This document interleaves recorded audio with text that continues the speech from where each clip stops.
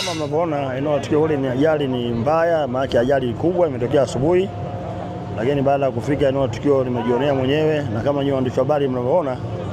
Lakini nadhani tunatoa huduma, lakini nimewasiliana na mkuu wa usalama barabarani wa mkoa RTO SSP Magayane, yuko hospitalini.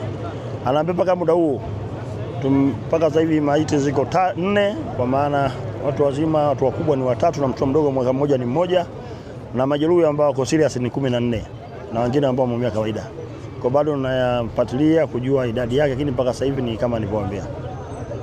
Kamanda, watu wamekuwa kilalamikia stendi kuu ya mabasi ya Tabora idadi kubwa sana ya matumizi ya pombe kwa madereva, lakini pia mawakala. Pengine hili linaweza kuwa ni kiashirio tosha cha sababu za ajali hizi. Hiyo sio sababu tosha, kwa sababu nilipofika hapa nimeongea na DTO, kwa maana huyu ni mkuu wa trafiki wa wilaya. Anaambia gari imetoka imekaguliwa, na baada ya ukaguzi gari karuhusiwa kuondoka wakiwa abiria wako level city pamoja na dereva katika hali sahihi. Na kama mnavyoona nyinyi wenyewe ni eneo ambalo barabara ilikuwa hakuna mapishano magari zaidi ya kona. Kwa naendelea kufuatilia kujua chanzo kikubwa nini, kwa sababu hata dereva baada ya ajali dereva amekimbia.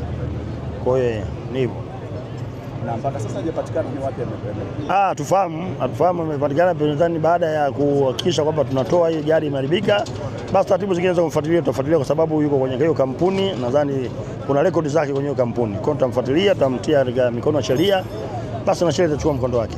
Tukio la pili, unawaambia nini madereva? Kubwa kabisa madereva kuzingatia usalama wa barabara, kuzingatia watumiaji wa barabara, na kubwa kabisa ni kuangalia kama maeneo yenyewe ninavyosikia kwamba kulikuwa kuna msongamano wa magari yote, sema hapa kuna overtake wala nini. Kwa hiyo kubwa kabisa madereva kuzingatia, sababu wanabeba abiria, kwa hiyo wao makini.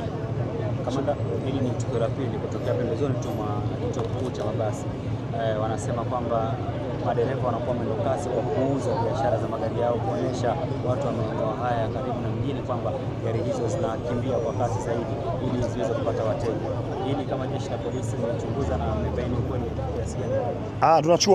Tunachukua hatua kwa kama kampuni ya basi la Bullet tumeweza kusitisha madereva wawili leseni zao. Kwa hiyo sisi tunachukua hatua. Tunapobaini tunachukua hatua. Hatua kubwa ni kumnyang'anya dereva leseni kwamba hana sifa kuendesha basi.